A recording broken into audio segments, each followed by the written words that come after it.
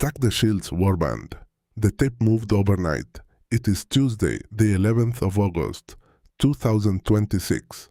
Yesterday, the company at the center of the artificial intelligence trade arranged $500 billion of other people's money and lost $130 billion of its own before the closing bell. Start with the anchor. As of 5:45 this morning, Eastern, Bitcoin trades at 64,100, down about 1.6% on the day. And I owe you a change to the board. Bitcoin's optimized trend rolled bearish. On the 4th of August, I stood here and told you that trend had just flipped green at the 4 o'clock bell and that Bitcoin led the entire board. 7 sessions later, at noon yesterday, it flipped back. You get that from me the same morning it happens, or the signal is worth nothing.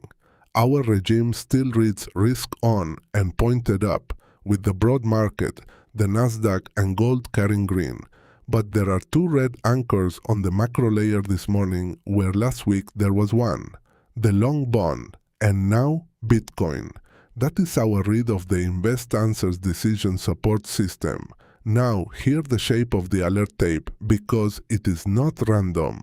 At noon, Eastern, 4 signals inside 13 seconds. Solana printed a full conference sell. Bitcoin's trend went red. MicroStrategy went red. Galaxy Digital went red. At the 4 o'clock bell, Ethereum's trend went red. At 8 in the evening, Coinbase and Micron followed and threaded between them. At 1:30 and again at the close, 3 names turned the other way. Exxon flipped bullish. Chevron flipped bullish. ASML flipped bullish. Be precise about what that is. 5 days ago, I showed you Coinbase and Galaxy Digital rolling red while the coin itself held green, and I called it a divergence. The proxies out of step with the asset they trade. This is not that. Yesterday, the asset went with them inside the same hour, while energy marched the opposite direction. When an entire complex moves together and a different sector moves against it, you are not watching a wobble. You are watching a rotation, and the model marked it before the bell. 2 things explain it. They are not the same thing. Start with the larger one.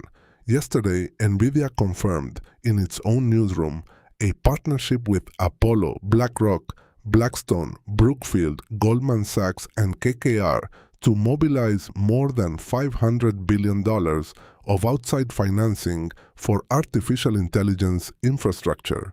Jensen Huang told CNBC he approached exactly those 6 firms, that not one of them said no, and that NVIDIA chips are now an investable asset. Read the structure underneath the press release. This arrangement treats graphics processors as a collateralized asset class. The chips stop being equipment somebody buys and become the security behind the loan somebody makes. The market did not applaud. NVIDIA fell nearly 3% and shed roughly $130 billion of market value on the day it announced the largest financing structure this industry has ever assembled. It closed near $217. Ask why, because the answer is the whole lesson. Collateral has one job. It has to still be worth something when the loan comes due. Railroads were financed this way, and the rails lasted 50 years. Fiber was financed this way, and the glass is still in the ground. A graphics processor is on a 2 to 4 year obsolescence clock inside an industry that ships a new architecture every single year. The thing most likely to destroy the value of the collateral is NVIDIA's own product roadmap. Every generation Huang ships makes the last generation, the one pledged against the debt, worthless. The merchants debase, the warriors stack, and note who stepped into the hole. ARK bought roughly $26.5 million of NVIDIA into that drawdown and disclosed it the same day. I have no quarrel with the trade. I have a quarrel with the structure. Jordi Visser published a piece yesterday arguing that as autonomous machines begin allocating capital, they will demand digitally native money, collateral, and settlement. Wall Street heard the word collateral and answered with $500 billion of credit written against silicon that depreciates on a published schedule. There is another answer. It has no obsolescence cycle, no counterparty, and no roadmap that can devalue it. Now, the second cause, and this one is physical. The 10-year Treasury yield pushed to roughly 4.73%, the highest since January. Odds of a Federal Reserve hike in September rose to about 51%, up from 44% the day before. Brent crude trades near $84. Iran hardened its terms over the weekend for reopening the Strait of Hormuz. The United Arab Emirates says an Iranian missile struck a tanker in that strait on the 8th, and supertanker charter rates out of the Middle East are approaching $500,000 a day as owners simply refuse to sail through it. So, the alert tape is not mysterious. Oil went up, energy trends went green, long yields went up, everything priced off duration and speculation went red, and Bitcoin was standing in that column. Here is why it matters beyond today. Visser's argument in that same piece is that heavily indebted governments need nominal growth but cannot survive rising long-term yields. Well, the long yield just made a 7-month high into a central bank that held rates in July with 3 regional presidents dissenting in favor of tighter, not looser.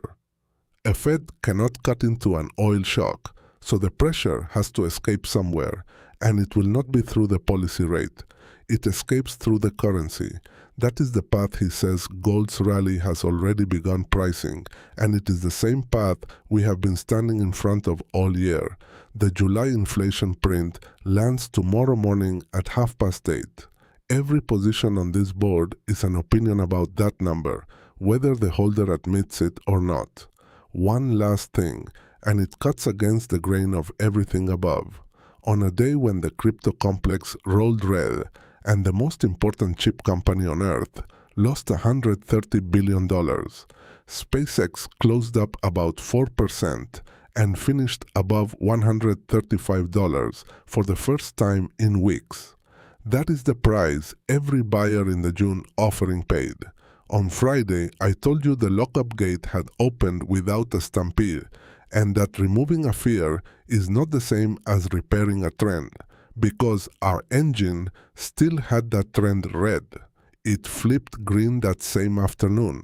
Yesterday the price finally walked back through the line and closed above it. That is what rotation looks like from the inside. Not everything went down. Money left the leveraged, the levered adjacent, and the speculative, and walked into oil, into lithography, and into the one company on this board that sells a service nobody else on Earth can currently perform. Another 29 Starlink satellites go up from Cape Canaveral at 26 minutes past 10 this morning. So carry this into the session, Warband. Our own engine says Bitcoin's trend is red, and I will not dress that up for you. Trends turn, and this one turned inside a week. But look hard at what the week actually delivered. $500 billion of credit is being arranged against machines that are engineered to be obsolete. In the same days, the long bond made a new high in yield, and a strait full of oil stayed closed.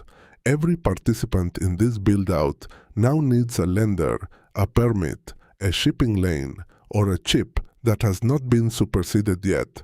Bitcoin needs a place to sit and someone patient enough to leave it there.